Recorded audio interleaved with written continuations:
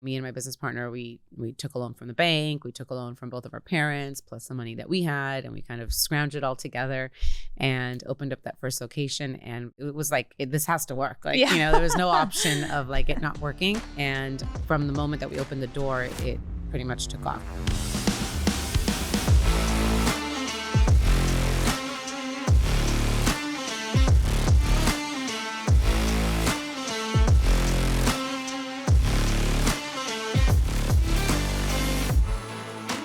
Welcome back, crafted entrepreneurs. Today, I'm joined by my friend, Vanessa Bourne. She is a mom and she is a owner of actually several amazing studios. Box House, where if you follow me on Instagram, you've seen me work out there. She also owns Ecom Pilates and Yoga, and you've also seen me work out there too. And if you're not following me on Instagram, you need to start following me because I'm always showing my workout. Now, the newest thing that Vanessa has going on is she's created Box House into a franchising opportunity. So I'm so excited for those of you that might be listening in today somewhere around the US and go, oh my gosh, I want to have a kickboxing studio. So we're going to talk about that potential opportunity for you. She's really made a incredible living out of a health and wellness brand, having brick and mortar studios in the Orange County, LA area for the last 15 years. So we're going to talk about all of that kind of stuff today. So welcome, Vanessa, to the show. Thank you for having me. Does it feel like very like professional? Last time I saw you, we were like sweating doing a hike last week. I know. That's our jam. I know. We always work out. Power walks and hikes. Catch up. We have 20 minutes. Tell me everything that's happening in your life. We're out of breath. This is a better combo, I guess, to have without being out of breath. I love it. Okay. So I know your story, but I want to take it back for everybody listening in right now because your story is so inspiring, just the way that you got started in being a business owner. So take us back to when you started your first Pilates Plus studio. I had big dreams of doing like a 3-in-1 fitness studio, which was going to be Pilates, yoga, and spinning. Those were like my kind of 3 favorite modalities at the time. And this was back in, I guess, 2007. I had just moved back from living in Miami for 5 or so years. I was doing real estate there. And I had always had a love for yoga since I was probably, 18 or 19 years old. And always had a love for fitness in general, dabbled in all kinds of fitness from boxing to, working at Bally's Total Fitness for those of you that remember, it kind of quite ages me. But for those of you who remember Bally's. So I always had a love for fitness. And when I was trying to kind of figure out what to do outside of real estate, I just kind of wanted to just pivot and do something different. This was actually right before the crash. And in 2007, I kind of put together a business plan, thought I would open a spin, yoga, and Pilates studio all in one. And once I put the numbers together of how much that would cost, I realized that's going to cost a lot of money. So maybe I should trim it down to just one of these things that I really love and something that I think would be able to duplicate itself, as easy as I could. And yoga, I thought at the time, was already kind of not saturated, but there was already a lot of yoga studios. I had been doing yoga for a long time, and I kind of felt like the connection of a yoga teacher. If I was to be an owner of a yoga studio and I was to teach yoga, then I kind of felt like I would be stuck at that one studio. Yes. Because I think it's really, a teacher connection, that emotional connection you have with your teacher. Yeah. Mm-hmm. So, and then I looked at the spin thing and there was already SoulCycle kind of blowing up everywhere. And so then I looked at Pilates and I thought, okay, well, this is kind of new. People really love it. It's such an amazing workout. And I feel like you could do it from when you're 15 to you're 80. Yeah. And so I kind of zoned in on that. I found a method called the Legree method, which is like Megaformer. It used to be called SPX, Pilates Plus. Now it's called Legree. And I opened the first studio in Orange County with my business partner at the time back in 2008.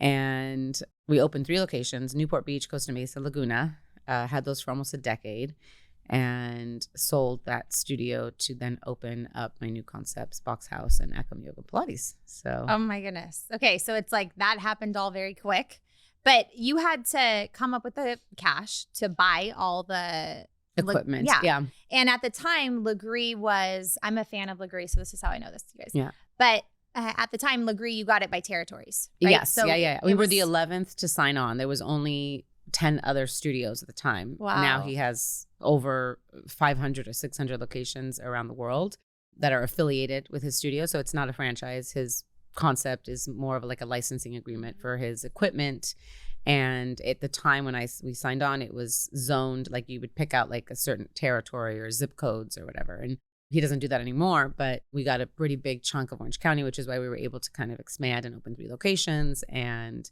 that happened all within probably like the first 3 years of opening that first studio. Me and my business partner, we took a loan from the bank. We took a loan from both of our parents, plus the money that we had, and we kind of scrounged it all together and opened up that first location. And, it was like, this has to work. Like, there was no option of like it not working. And I think it just like from the moment that we opened the door, it pretty much took off. I mean, there wasn't anything like that in Orange County at the time. I think the only kind of boutique fitness studio was Yaz, which has now gone out of business, but it was yoga and spin. I remember you talking about that. Yeah. So what I want to point out is you did your market research before. It's like, okay, you didn't just go into it and say, I'm going to just open up a studio because I can and I want to do this. It's okay, yoga, there's already enough of that. There's already a spin studio that's really taking off, but there's no Legree anywhere. And so you created a carved out little niche audience. And the people who love Legree, if you've ever done Legree, you got to comment below and tell us. You become kind of like a lifer too. Yeah. Because it's like a hardcore Pilates. Yeah. It's basically like Pilates on crack. And you cry the entire time working out. So that's kind of, and I was in my 20s, and so I was like, this is the best. And the traditional aspects of Pilates were always very like injury related. Like it started you off. think of old people. Yeah. You think of grandma Pilates, right? And so that was kind of where Pilates originated. It was originally created by Joseph Pilates to recover injured soldiers and, rehabilitate them from war injuries. And so then it kind of got popular when he moved to New York and happened to open up his little studio right above or underneath the New York City Ballet. And so all the ballerinas started going there, and that became that's how the US kind of took it. And then when it moved over to the West Coast, of course, we then made it fitness based. And that's when Legree kind of popped up. So after all of that, I started getting older. I was in my late 30s at this point. And I was like, okay, well, started this boxing concept because I wanted something Legree Street is popping up everywhere. And we had like first right of refusal for a bunch of different territories, and it was just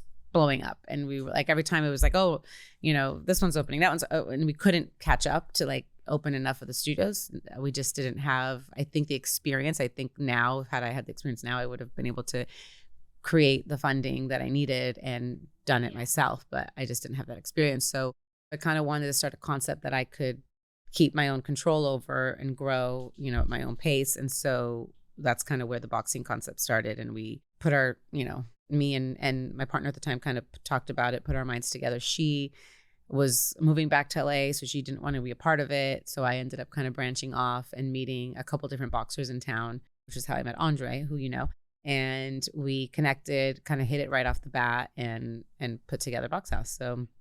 And that's how, one of the ways that I met you was by going into Box House and working out when I moved here 5.5 years ago now. But I also met you at Ecom Pilates too. Yes. I was like, hi, we have to be friends. Yeah. You took my class. Yeah. Yes. And then we went for coffee. I think at Zinc was our first date, maybe. That was our first date. Yeah. I love you. I feel like we became instant friends. I know. So, and it's been fun to watch Box House just blow up, and then now do what it's doing as a franchise. Yeah. And I know it hasn't been easy, especially through the pandemic and all the things. So what did you guys do to keep it alive? Yeah, it was really poor timing when we opened up. So we were, like you said, it blew up, it took off, it was doing great. And I was like, okay, now I have control over this concept. I'm going to do what I did over at the Legree Studios. I'm going to just, keep opening up the studio. Like it was just, I know how to do that. It's, it's pretty easy for me and to duplicate, and kind of once I have that one location down. So we started doing that. We signed a lease, our second studio lease in October 2019. Was that Long Beach? That was Long Beach. Okay. And the Brentwood location also was reaching out to me around that time, trying to get us in there. We negotiated a pretty great deal at the Long Beach one. They basically paid for all our build out to have us in there, which was pretty helpful to make it an easy decision for us. Then the Brentwood location, also we signed that lease probably January, February 2020. Right before everything. And so Long Beach opened up March 6th, 2020. And I March remember. 16th, 2020, everything got shut down. And so we kind of were in denial. We happened to be at a Mind Body conference, which is a software company that we use for the studios. And we were in San Luis Obispo. And like the first day we were there at the conference, everybody was normal, sitting together. The second day we came in and all the chairs were like split apart and everybody was separated and everybody was quiet. We're like, what the heck's going on here? Like, and so we came home like 2 days later and we were still kind of in denial about like people were shutting down and closing. And we're like, no, we're staying open. Clients were calling, you're not closing, right? We're like, no, we're not closing. Like, don't worry about it. Like, we're fine. Sure enough, like, within 10 days, we're like, shit, we got to close. Yep. So sorry, am I allowed to curse on here? Fine. So we shut the doors to both Eckham and Box House in March. So how did you feel when that happened? I kind of was, I think, in denial like everybody else. Like, I think it was you like weren't 2 focused weeks. on your feelings. You're like, it's fine. No, we're like, 2 weeks, no problem. Yeah. Slow the curve, whatever that slogan was, right? And so 2 weeks went by and it's still like we're even deeper in it. And I didn't start off with panic. I was kind of just like I was fine. But I had some friends in Canada that I was talking to that were like, was FaceTiming with at the park one day. And they're like, why are all those people out at the park?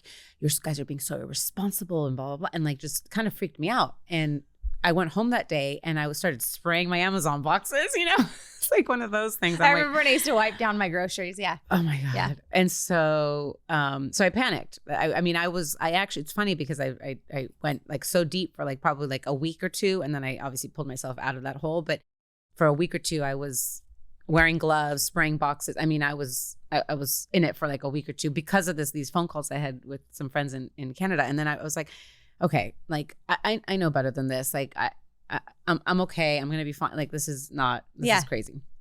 So 2 months went by, right? Now it's 2 months to flatten the curve. Still nothing. And you guys are still closed at this point. Still closed at this point. But about maybe a month and a half in, I was like, okay, this is not ending at 2 months. Like that's kind of when I realized this is something else. Mm-hmm. So I sat down, printed a list of all our members that we had paused memberships on and called them. Like me, my business partners, and my managers at both of the studios sat down and made these calls and said, hey, we're just checking your temperature on the whole, feeling of where you're at, if you wanted to come back and work out. Because we did have calls and emails like, hey, just checking in. Are you guys going to do outdoor classes? Mm-hmm. And so we weren't about to put, $10,000 Pilates machines on the streets. Yeah. Like some people damaged. were. Yeah. And so, nor we were going to put yoga mats on the dirty parking lot floor where like you probably can get other diseases besides the I laugh because it's disease. like a nervous response because it's taking me back to the freaking chaos. So we kind of were like, we're not doing any of that, but we just wanted to check in to see if you guys were interested in potentially coming back, if we distanced the mats, if we got rid of a few machines and distanced them. And the machines are already pretty distanced, but and then with the boxing, same, like if we kind of just limited just the bags that were able to be used in class, like how would you guys, like we'll be there today, like we're ready. And I was like, oh, okay. Well, so are you gonna open? And I was like, we will. I said, but let me, I just need to get through some more calls. And out of the hundreds and hundreds of calls we made at both studios, I would say 75% of the people answered or responded. And then out of those people that actually answered and responded the calls, they were probably 95% yeses. Like, wow. So that comment was just obvious. Well, what I love that you did there was you're just like, instead of guessing like, oh, maybe they'll show up, let me just call them and find out who's going to show up if I open my doors. Yeah. Just connect with them and get to see what their feelings were about it. And so then we sat down, we're like, okay, let's open up. Let's give it a week or two to kind of get our ducks in order and put some stickers on the floor of where they should be putting their mats down and hand sanitizers everywhere. But remember, before you guys did that, you guys did also something else that was cool. You started selling punching bags. Yes, we did. We did go on demand. Yes, of that. We did go. Yes. Sorry. I was trying to erase that memory. Well, no, because I think that was like genius because you moved pretty quick. I remember it like being delivered. Like I feel like it was like in the middle of the night. My punching bag was delivered. We're right there. She called 5 minutes later. We're at her door. Please take one. But you did something to start like recouping that cash because you paused everybody's memberships. And so I think that's also like a smart pivot in that moment. Okay, we know everybody's going to start working out at home. At home. What can we do to be a part of that movement? Yeah. And, you know, I mean, I was an easy yes to that. Yeah. I still have it. Yeah. And there's still people that do our on-demand classes. We are going to continue to focus and grow that aspect of it once we start franchising. I feel like we built enough of a good library of videos and content on both the yoga, Pilates, and the boxing side. And we did sell boxing bags that came with, you know, on-demand memberships. We sold obviously yoga on demand, and then the Pilates we actually did lease out. So the machines that we needed to get rid of so that we could make more space, we leased them out to that was genius. Yeah. So we put one like in a couple people's garages that were like, oh, I'll take it. I'll take one. And so we leased them out, and it was like a month-to-month basis. Like we'd deliver, we'd pick it up if we needed it back. And so we did it on a month-to-month basis, which, because they're obviously expensive pieces of equipment, we need to make sure that they were in places that were, you know, not out in the rain. So we did that. They people signed up for the on-demand, and that kind of was happening as we reopened as well. And that continued to happen because not everybody wanted to come back. Right. Some people, if they couldn't get in because the spaces were so limited, they were then able to still do it at home. Because when we did open, pretty much everybody booked. Like there wasn't like space available. And so we were like, okay, the limited spots are sold out now. So we kind of went with that for probably another, 4 months through the end of the year, probably through the end of 2020. And then you remember like at the end of 2020, it kind of escalated again. Yeah. During Christmas, everybody got sick again. And I was actually one of those people. I got COVID the first time, Christmas 2020. So did Chase. Yeah. Yeah. And then, and it was pretty bad. I mean, it was definitely like a long flu, cold-ish thing. But how do you keep your mindset right through all of this? Because it's like, you know, it's really easy to go into like victim mode. I just opened up 3 locations, and I have all this overhead, all this staff to think about. I've got freaking COVID right now. Like, how do you keep your mind in the right spot of going like, okay, let me stay future focused? I think like not being a quitter is kind of a pattern of mine. And I think at times it serves me and at times it doesn't. And so sometimes obviously I stay in certain relationships or friendships or whatever because I don't want to quit on that person because I've known them for so long or whatever. Yeah. But then there's times where it serves me. And so that obviously happened to be one of those times where I feel like it was like, I am not quitting. This is going to work. Like I am not shutting my business down, you know, because I saw so many people shutting their fitness studios down and just saying, forget it. Like I'm out. And technically, I mean, we had 2 brand new leases, brand new studios that we poured money into, that we had pretty expensive leases, you know, that we were hooked on for 10-year terms. And so we pushed through the first year or so. The landlords were kind of flexible, like not like, you know, saying, hey, you guys, you know, let's just wait and see when this kind of passes and we'll renegotiate everything and we'll see what you owe us and go from there. And so 2021, the similar thing happened. Now, both of these new studios so my Orange County studios, Eckham and Box House, we both reopened and eventually like weeded more people in as they felt more comfortable. And I would say by 2021, we were at probably full capacity. I don't know at what point in 2021, but probably pretty soon. I don't really remember the date.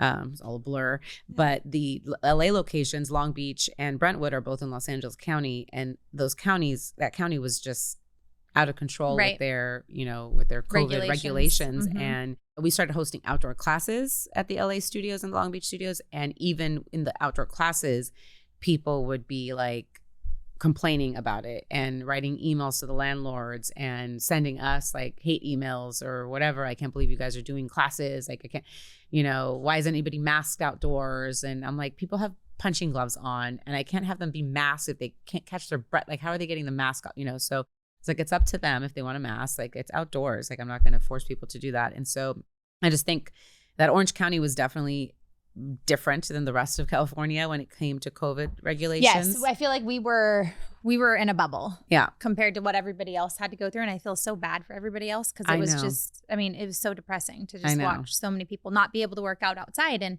but like that mindset of not being a quitter.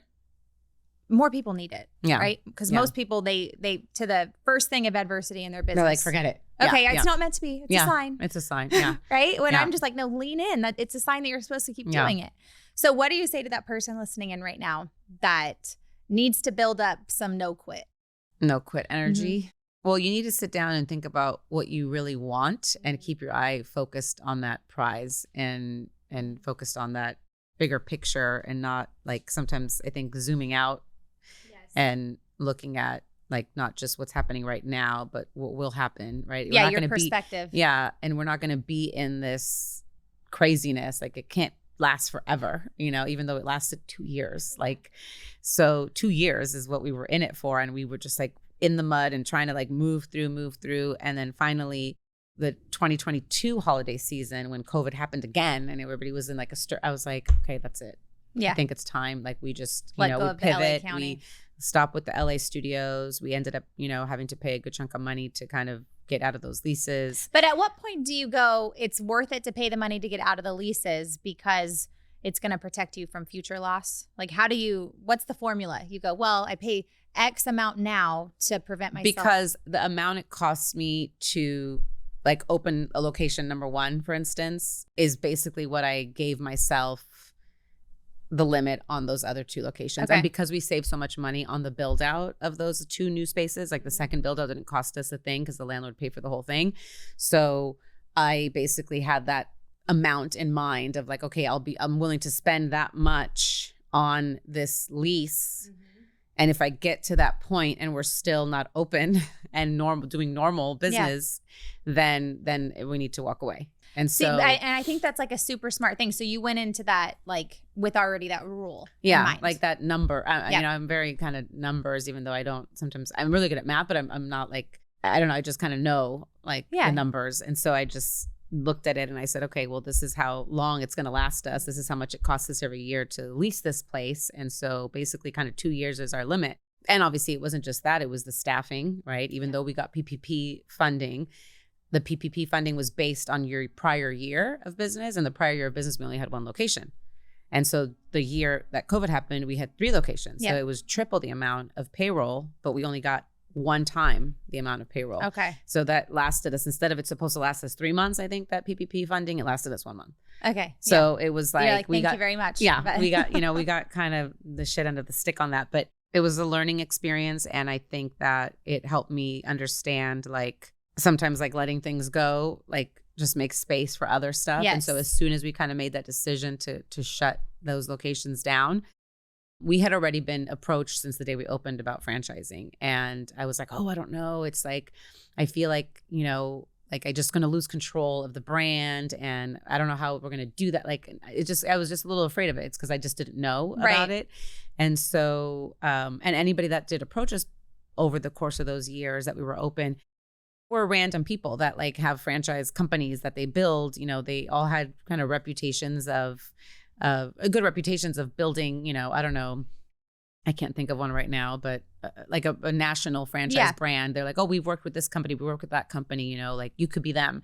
And we're like, yeah, but who are you? Like, I don't know who you are. I don't know. Like, I just didn't feel comfortable with those people that were approaching us, even though we had like in-person meetings with them to discuss the options and the opportunities. The relationship capital wasn't built up yet. It never felt right. And there was one guy that we kind of talked to for a good amount of time throughout the pandemic that kind of had me convinced of franchising.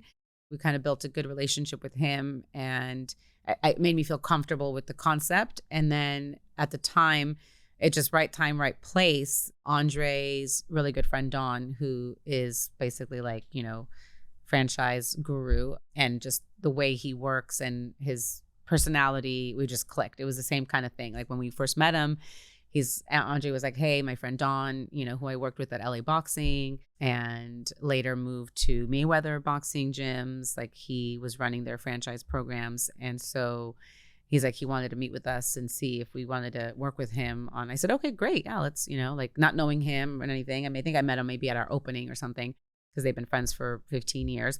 And I said, yeah, great. Let's meet with him and let's see what he has to say. And as soon as we met with him, it was like, you could just feel it. I could just feel it. I was like, if we're going to do it, like he's the only one I'll do it with. Like if we're going to go down this franchise road, like he's the one.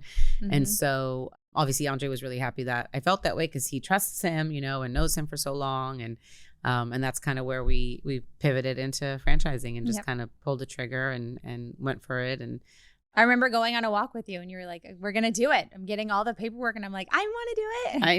I know. So it was, yeah. So that's kind of where we. So you made another partnership. And I think that's like a key here. It's like, okay, partnership with Andre, partnership with Vicky. Yeah. You have partnership with Vicky over there, partnership now with Dawn. Like that's a big thing in your world, is partnering with the right people. Yeah. So somebody listening in right now, maybe they don't understand that mindset of like, okay, when you hook arms with somebody that already has what you want or like can complement your weaknesses, like Andre, he's a boxer, right? Yeah. You're not a boxer, I'm not a right? boxer, yeah. So but you have the business know-how. You've been in the boutique fitness studios for 10 years at that point. You're like, let's lock arms and do this together. Yeah. So he's the box, I'm the house. Yeah. Oh, see, I like that. So somebody's listening in right now. They have that mindset of like, well, I want to keep all the control and I want to just like try to figure it out by myself. Yeah. What would you say to that person that needs to really focus on partnerships? Just be open to conversations and open to your intuition. Like when you meet with people, not every partner is right. Like I said, I had been meeting with different franchise people that wanted to work with us and nothing felt right. Like nothing made me feel like warm and fuzzy about it, And so when we met with Dawn, it was, number one, it was just the right timing, but also he just made me feel like. Was he aligned with like your personal core values? Yeah. He just felt like a really good human, and I trusted him. Obviously I trusted him even more so because Andre had known him for so long and trusted him, and I trust Andre. So it's, it feels right. So I'd say be open to conversations and try to listen to your intuition and your gut. It's always leading the way. It totally is. And on that note, you built out this Box House brand that's like very recognizable. That's why I think once like I know people are starting to sign on right now to become franchisees. Yeah. Oh, I'm so excited. Next week. Scary, but it's exciting.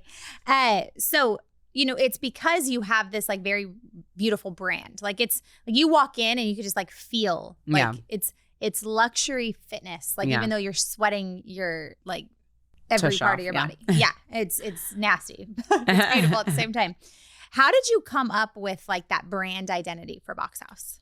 Well, the brand name was funny. It was kind of, we were just bouncing around some ideas, some names. It started off like Boxing House, Hot Box, like, and hot, like HAUTE.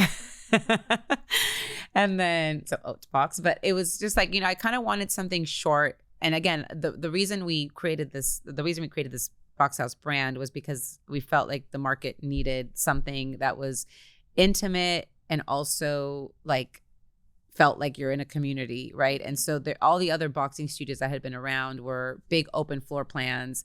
The bags were in one corner, the ring was in one corner, everybody was smelly and yelling, and you could hear things like punches, and you could hear breathing, and you can see blood on the floor. Like it was just like one of those, grimy boxing gyms that have just been around forever.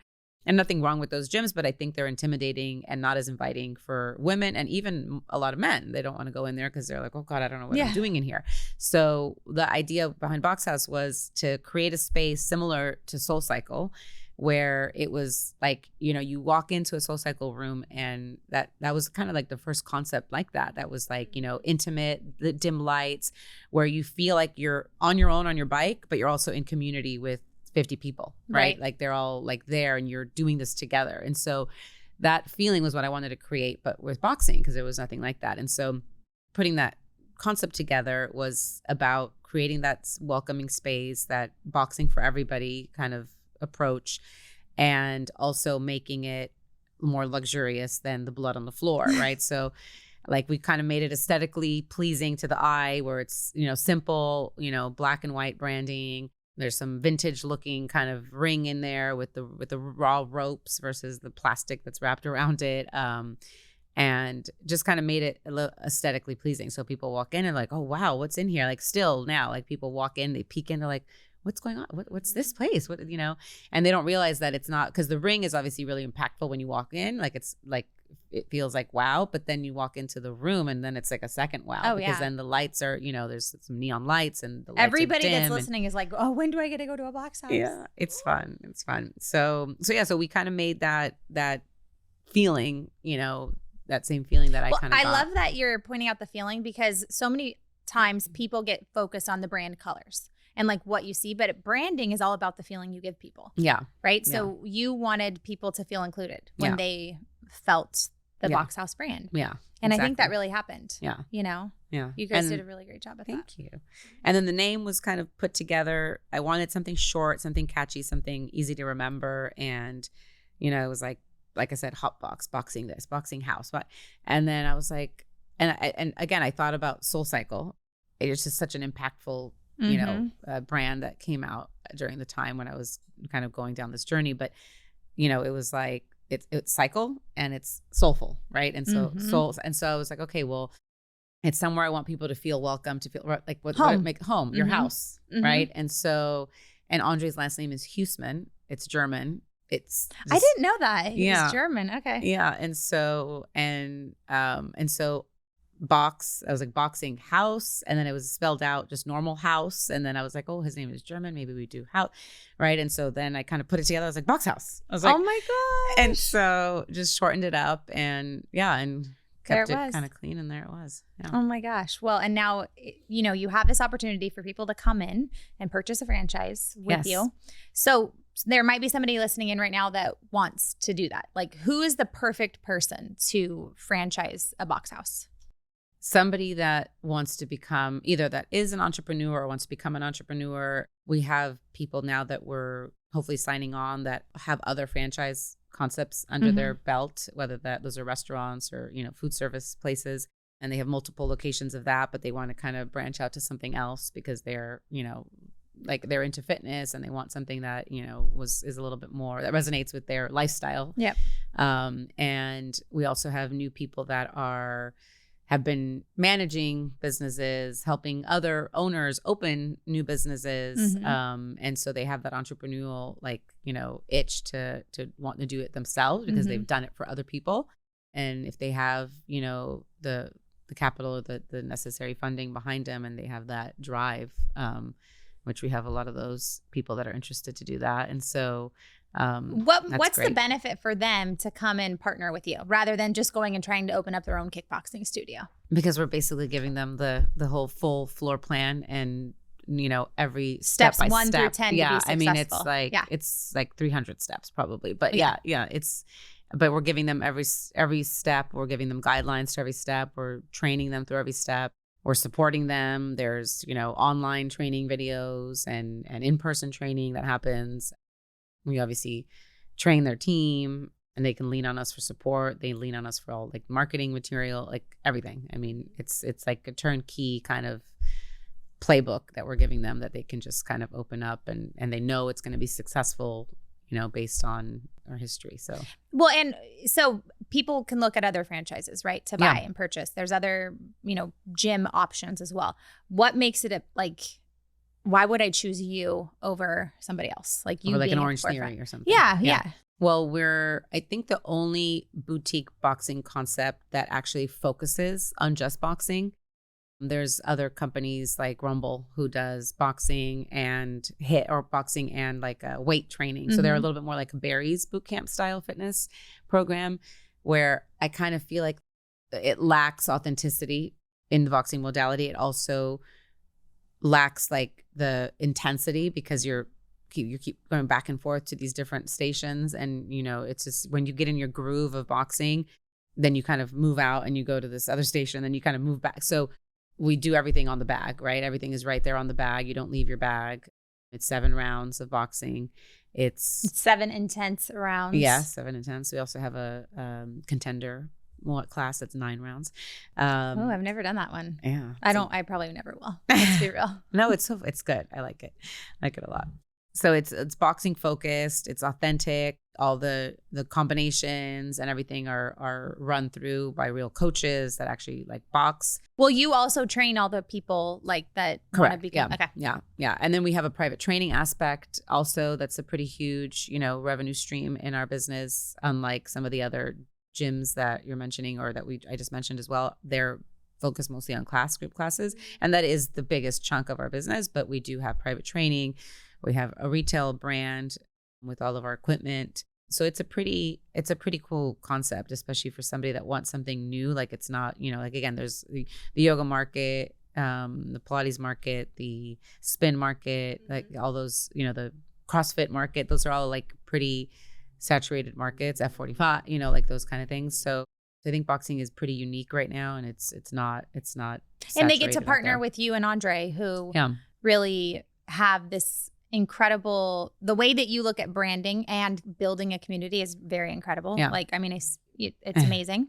And then Andre with all of his, boxing expertise as well. And then they get to lean into that, all of your years of experience, and you guide them. And I think that's where, like, I'm not always a fan of like a franchise option, but with something like this, it just makes sense. Yeah. Like you're making zero right now on a boxing studio, somebody that just has the idea. Yeah. But if you partner with them, like, you're going to get to where you want to go so much quicker. Yeah. And without make less mistakes. Exactly. Yeah. Exactly. Jinx. Yeah. So what is your guys' plan for the next 12 months? Like how many people do you think are going to sign on? What do you We have our goal of having about 25 sign on to open franchises. And I would say within the first year, we're looking to have 10 open. Yeah. So I get chills. I know. Yes. Okay. So if anybody's interested, where do they go? boxhaus.co. And it's boxhaus.co /franchise. Okay. And then any last words you want to leave for some of the entrepreneurs listening in right now, just about, I think you display grittiness in all you do. So maybe they're going through a rough time in their business. What do you want to say to them? Yeah, I mean, rough time, business, personal. I think that, again, like what I mentioned earlier, if you keep your eye focused on your desired outcome, like I know things happen and there's obstacles and things that get put in your way, but sometimes those are learning experiences that help you. They may help you down the road, and it might, there might be something bigger that happens that's similar to this little obstacle that you thought was, a mountain that will, as long as you kind of get through that, it'll help you, as you move forward in the future and bigger obstacles that won't feel so challenging because you've already, conquered that. Well, and one of the things I want to point out too before I let everybody go is, yes, you want to keep your eyes focused on the prize, but you're also somebody that has a lot of like practices that you do to take care of yourself so you can keep your self-focused. So maybe share, 3 or 4 of them with everybody. Alone time. Alone time is people don't talk about how necessary that is, so I'm glad you're pointing that out. Alone time, I feel like it's something that I really, doesn't come too often, especially when you have businesses, children, significant others involved. You have to give a piece of yourself everywhere, and you kind of spread yourself thin. So when you get that moment of alone time, I mean, for me, I try to at least have it once a week. But sometimes it doesn't happen once a week, but I try to at least get it once a week where I'm just like, okay, I don't have anything to do for the next few hours. I'm just going to sit here and like breathe, or maybe I'll go to the Korean spa, or maybe I'll take a walk to the beach by myself, or I'll just lay in the sun on my chair. And it's just something that I think is really important to kind of ground yourself.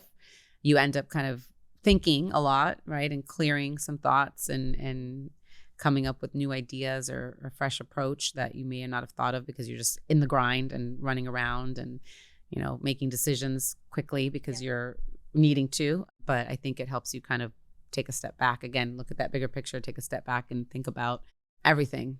What is it that I really want? Yeah. What am I working towards? Yeah. Okay. And you work out all the time. You eat healthy. I do. I eat healthy. You have a good supportive friend group around you. Yeah, I do. I think, eating healthy is big. I try not to do sugar or dairy. Those are the two kind of evils. I don't really try to have. I have butter at my house though all the time because my son's obsessed with butter. Consider butter dairy. Right, I know. No. I don't either. But I don't really. It's not like I use it that often. But I guess I use. I use ghee. Yeah, I use ghee for baking. Yeah, like if I'm baking stuff. But so it's the only kind of 2 things that I try to limit.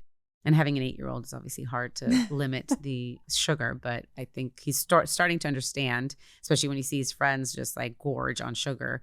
I think he's starting to understand when I tell him, why it's not healthy. So okay, well, I feel like we have to have a part 2 and have you back because we didn't even talk about anything personal. We talked, but that's I know a whole nother session. It is. That's what I'm saying. We got to have a part 2 with you. Yeah. But I'm really excited because if those of you that are like have been wanting to get something off the ground that's like a brick and mortar, you want to start a community. I mean, Box House is where it's at. So make sure to go to boxhaus.co .co. I know. I have one like that too. So .co and fill out some information and I'm sure they'll get back to you pretty quickly. Yeah, right away. And if you're listening to me, I'm sure you're going to be a favorite of Vanessa. So you're probably going to get put to the front of the line. So go fill it out. Thank you for being on. I love you. Thank you, Cayla. Love you too, honey.